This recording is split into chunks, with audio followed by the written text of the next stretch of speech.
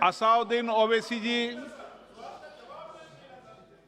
Speaker sir, आपका बेहद शुक्रिया कि कल शाम में आपने फ़ोन करके मेरी खैरियत और मुझसे दरियाफ़्त किया कि क्या हुआ, और आपने मुझे बताया कि आपने फ़ौरन पुलिस के आला अहदेदारों से बातचीत भी की।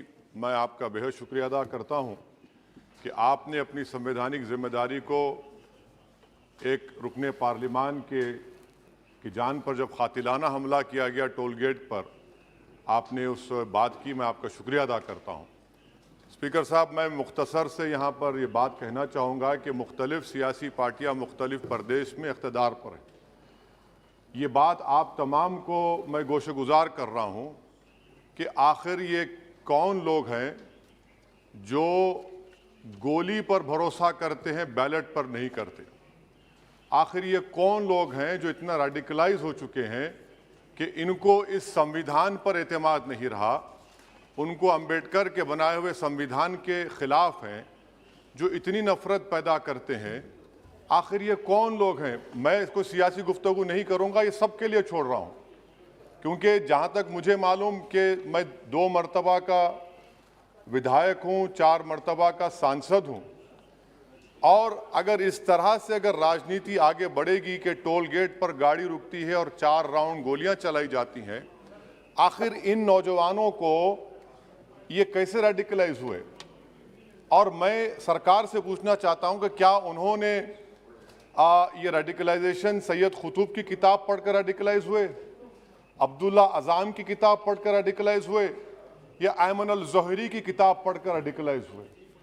इसीलिए मैंने सरकार से 2015 में कहा था कि इंटरनल सिक्योरिटी डिपार्टमेंट MHA में, उसमें तमाम मज़ाहिब के लोगों का एक काउंटर रेडिकल सेल बनाइए आप।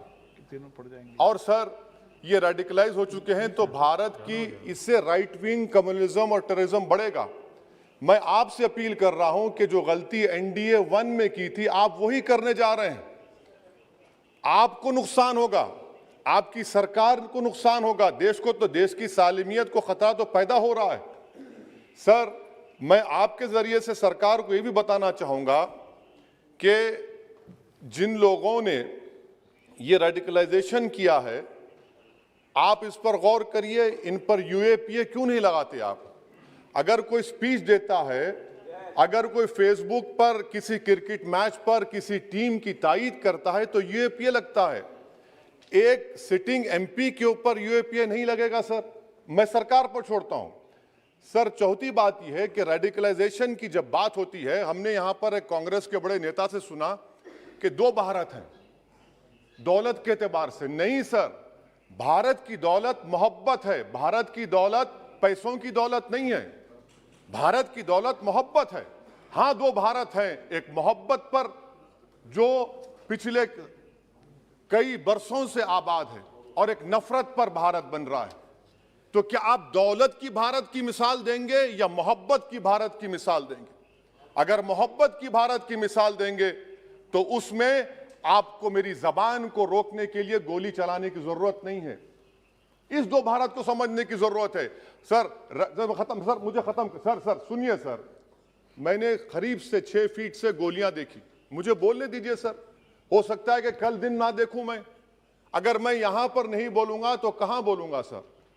आप मुझे प्लीज बोलने दीजिए। सर, मैं आपसे गुजारिश ये करना चाहूंगा कि आप हरिद्वार में, रायपुर में और इलाहाबाद प्रयागराज में मेरे बारे में क्या कहा गया? आपके NIB की रिपोर्ट है ना, आप क्यों छुपा रहे उसको? देखिए, मैं मौत से नहीं डरने वाला हूं, हम सबको जाना है इस दुनिया से। बल्कि मैंने कह दिया कि मैं इस वतन में पैदा हुआ, मेरी मां की कोख से तो जमीन पर लिटाया गया। जब मेरी आंख बंद हो जाएगी तो इंशाल्लाह औरंगाबाद की जमीन मुझे दफनाया जाएगा। मगर मैं आपसे अपील करना चाह रहा हूं सरकार से सर, कि जो कुछ बातें की गई हैं उसको देखिए। मैं Z कैटेगरी सिक्योरिटी नहीं चाहिए मुझे, मैं हरगिज नहीं चाहिए मुझे। मैं 94 से पॉलिटिक्स में हूं, मैं आजाद जिंदगी गुजारना चाहता हूं। मैं घुटन के साथ जिंदा नहीं रह सकता इस दुनिया में। मुझे जिंदा रहना है तो अपनी आवाज उठाना है, मुझे अब जिंदा रहना है तो सरकार किसी के उनके खिलाफ बोलना है, और अगर गोली लगती है तो मुझे कबूल है, मगर मैं घुटन की जिंदगी नहीं गुजार सकता सर।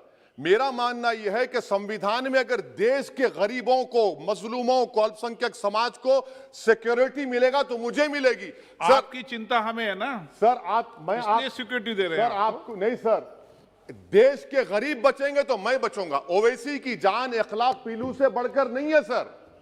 ओवैसी की जान उस वक्त बचेगी जब गरीब की जान बचेगी। इसीलिए मैं आपके जरिए सरकार से अपील करना चाहूंगा कि सर इस नफरत को खत्म करिए, इस नफरत को खत्म करिए और इस पर आप गौर करिए। मैं नहीं लूंगा सिक्योरिटी, मैं जेड कैटेगरी नहीं चाहता हूं सिक्योरिटी। मुझे ए कैटेगरी का शहरी बनाइए आप, मुझे ए कैटेगरी का शहरी बनाइए ताकि मेरी और आपकी जिंदगी बराबर हो।